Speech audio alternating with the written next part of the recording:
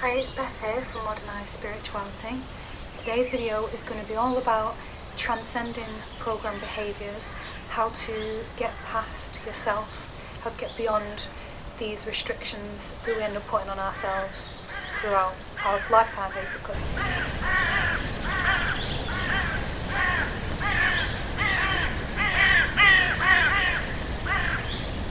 How many of you wake up in the morning and immediately have this influx of thoughts of what you've got to do for the day, the people that you've got to see for the day? You think about your problems that are going on, you think about bills that have got to be paid, you're thinking about going to work, making sure you're getting to work on time, relationship issues, all of these sort of things. Now, when we're waking up every day and we're thinking about these thoughts and these emotions and these events that are going on that are relating to our external reality, what we're doing is we're creating a routine, we're stuck in a routine where we're getting up at the same time, usually every morning, doing the same thing over and over again. So you might get up, go make a coffee, go to work, get up, get a shower, go to work. This rigid sort of structure is the thing that's holding you back from making changes. So you're setting these in these particular routines, you're setting these certain behaviours which is making you struggle to deal with change. So it could be that you're really trying hard to think positively, or you're trying hard to just change your attitude about a certain situation or change your circumstances in a certain situation. But because you're waking up, and as soon as you're waking up, the first thing you're thinking about is all of these external things, you're already setting yourself up with this mindset that your internal peace depends on the external circumstances. Now let me ask you another question. How many of you watching this video wake up and go on your phone straight away as soon as you wake up? As soon as you wake up, you're looking for that initial rush through external sources. So you're looking for a notification so you can feel approved in the morning. You're looking for a message to be like, oh, my partner's messaged me, that must mean that I'm approved. And you're looking at the news to see what's going on. Is it going to be a bad day? Is it going to be a good day? So you're setting up your whole day literally based around these external circumstances. And then because you're depending all of your mindset on these external circumstances, that's the reason why you're not able to change yourself, because yourself is actually a reflection of those external circumstances, because that's all that you're feeding yourself all the time is these external situations. This external stimulus is what you're literally basing your mood for the day, you're basing your mindset for the day on all of these external things. All of our personality is being dictated from these external circumstances. So the reason for this is between around... Oh no, I just broke my necklace. That's sad. Anyway, between around the ages of 0, so when you're born, and 6 years old, this is when your subconscious mind, the place that stores all of the information, is the most impressionable. So everything we learn and all of the knowledge that we gain, all of the experiences that we go through from the ages of 0 to 6 are the most important, the most influential, the most vital information that we can receive. Because during these ages, this is when we're getting all of the information, we're sucking it all in, and then we're starting to build these belief systems, we're starting to create these thought processes, we're starting to create these emotional responses, we're starting to create these thoughts, we're starting to piece together all of these little things through everything that we learn from 0 to 6. And obviously, at that age, because you're a child, you're obviously going to depend on external influences. At that age, you're not developed enough to have a belief system yet. So that's why all of that information that we learn then is really important for the rest of our life, basically, because then that dictates how we are going to behave, what attitudes we're going to have, what belief systems we're going to have as we're growing up and then getting into our adult life. And then by the time that we are 35 years old, who we actually are as a person is made up of around 95% of our subconscious mind. So what that means is 95% of who we are is actually those beliefs that we created between 0 to 6, well, that we started to create between those ages. It's the conditions that were put upon us during those times. So social conditioning, beliefs from family, friends, in school.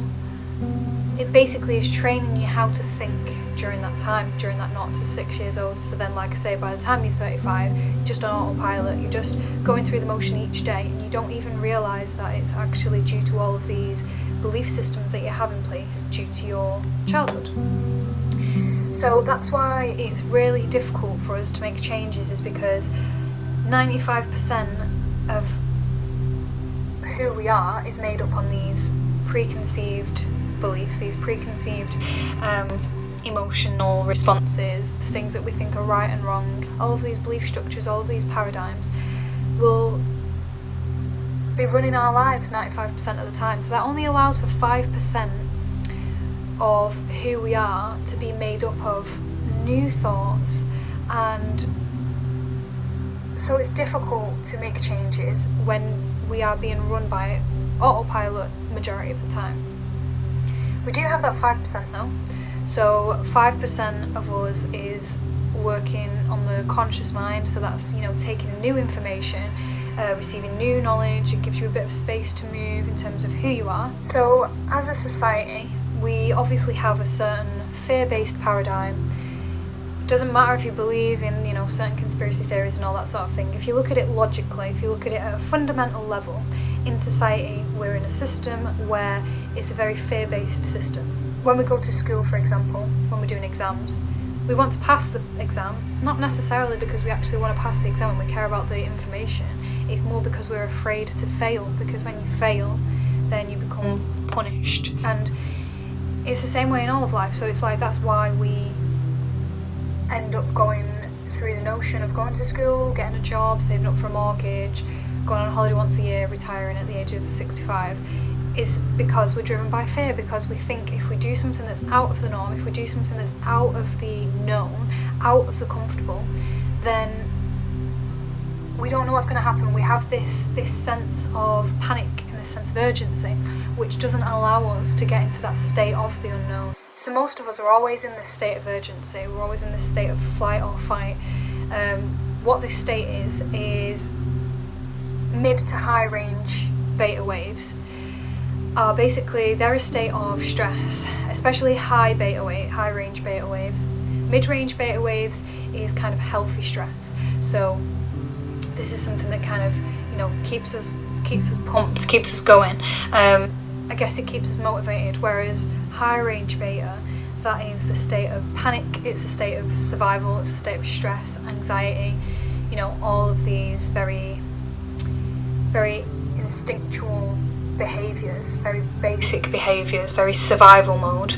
That's how a lot of us live our lives from day to day.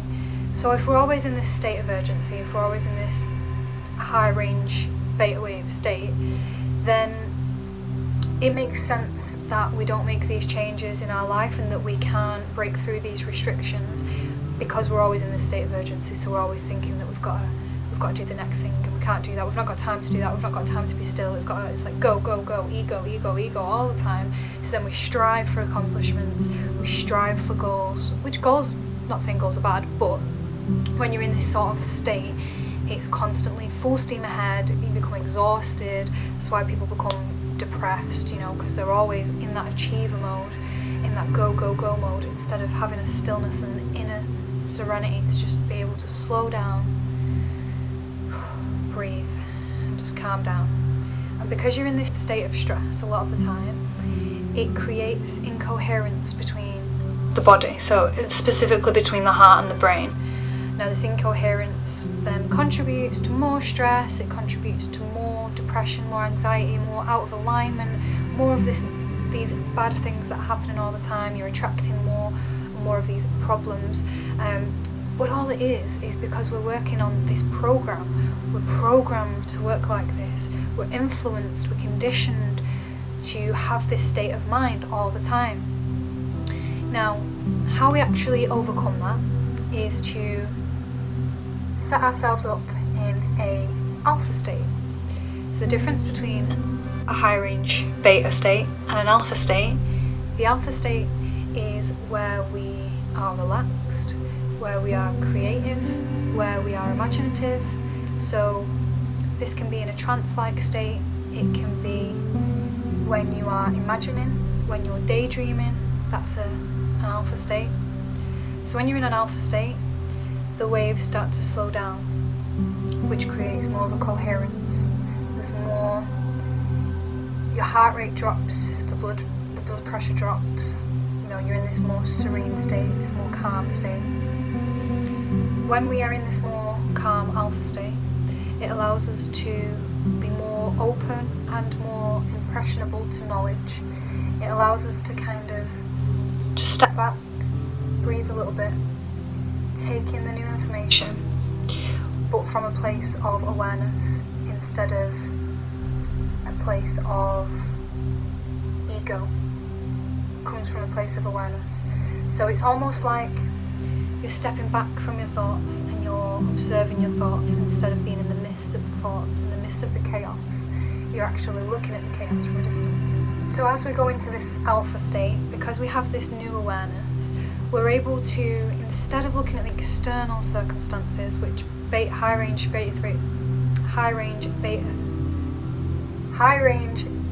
beta state is all about identifying with your external circumstances, whereas alpha state identifies with your internal circumstances. So it helps you look within, it helps you go into your internal self, your inner world, and start to create from there instead of creating from the outside. Now what this does is, because we're not basing a creation from the external, we're creating it from the internal, we're creating it from a place of your imagination. What we can do in order for us to create a shift, in order for us to become more coherent, have more coherent waves throughout our body, have more coherence between our heart and our brain, we can start to imagine. So when you're in this alpha state and you're looking within, you start to have an ability to detach from external circumstances and just really focus inside in your inner world.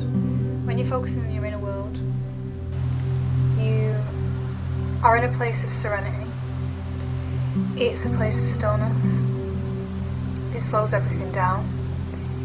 Biologically, like I say, it creates more coherence. And what it does is it helps us to create this distance between our external world and our inner world. Now what the benefit of that is, if there's something in the external world and you're usually quite quick to respond, you're quite quick to react, you have these patterns, these behaviours that just take control of you, it's like autopilot, it just reacts like this immediately. When you start to put yourself in an alpha state more often, then you'll start to notice that you're more conscious of these subconscious programs. You're more conscious of the patterns that are repeating themselves. You're more conscious of the behaviours that you're displaying. If you start to practice being in an alpha state, what you do is, you still may be in that stressed zone. It's a consistent practice, so you have to do it consistently. You have this ability to kind of allow a little bit of distance between your reactions and the thoughts that you're feeling and what you're actually feeling inside. So you start to be consciously aware that actually I probably shouldn't emotionally react and be, display this behaviour that is inappropriate, because that's only a reflection of my thoughts at the moment, of my belief systems, of my programming, of my behaviours that I'm so used to doing that I'm just projecting it out onto this other person. Whereas if you look at it in hindsight, it's not a big issue. When you're able to create this space and you're able to slow down these waves, that's when you start to make changes. So then you stop emotionally responding to these things. That relationships were probably one of your biggest issues, and then once you start noticing these behaviours that you have, then that's when things start to become easier for you, because you can recognise the patterns and you can recognise where the changes need to be made, and you can start to apply the knowledge that you've received through the alpha state, through your imaginal acts, through that calm, serene state, and you're able to apply that into the physical reality. So you're able to apply that when you're in that state of, emotional reacting. You are able to take a few minutes, to take a few seconds, the more and more you practice, So just create that coherence again and just feel it again. It doesn't have to be all through meditation, like it doesn't have to be hardcore meditation sat in a room on your own for an hour. It can just be every now and again, a few times a day, just breathe, just look within, just calm, slow down, set an intention to just slow down your thoughts, slow down your frequencies, slow down your waves, your brain waves, and just take a second to observe if this behaviour is yours or if it's something that's been programmed. Is this who you're choosing to be? Or is this a person that's been built based off your beliefs? Is this who you are at your core? Or is this just your ego at work? These are the questions you've got to ask yourself. That's when you start to realise that that is truly what free will is. Free will is not making a choice of the known. Free will is being able to create the known yourself. Free will is not having a few decisions in front of you and having to pick a decision. That is not free will. That is someone creating your destiny for you. That is not you creating your own destiny. So meditation is the easiest way to get into these alpha states, because obviously as you're meditating, you're closing your eyes, you're shutting off all of your external circumstances, you're shutting off all your senses, and you're looking within. In the morning is the best time to do this. Don't go on your phone, don't look at external circumstances, don't even get a coffee just yet. Just sit with yourself, whether that be for 5 minutes, 10 minutes, 20 minutes, 30 minutes, 40 minutes, however long you want to do it for. It's all about making that initial step and then remaining consistent as much as you can do it. Create this coherence, and this is why, meditation is not this big mystical thing. It's something that allows us to slow down our brainwaves. It's just there. Meditation is just purely there for us to connect with our inner self and not be on autopilot all the time, and be able to be aware of what our thoughts are and really take control of our life and to step into our power. And this is where you can start to choose who you want to be and what reality you want, because then you're actually getting to know yourself by looking within. Because otherwise we think that we want all of these things and these desires, but it's actually other people's desires that we want. It's actually other people's ideals that we want. It's actually society's vision that we think that we've got. Be conscious of your thoughts. Any thoughts that you come up, be conscious of them. Any feelings that you get in the body, really ask yourself, why am I feeling this? What is this feeling? And where can I relate this feeling from in the past in order for me to overcome that belief, overcome that programming, to be able to create a new one? I'm going to leave it there for today because it's a lot of information to process. But yeah, I hope you enjoyed that video. If you've got any other suggestions, please let me know. And remember to like, share and subscribe, and I will see you in the next one.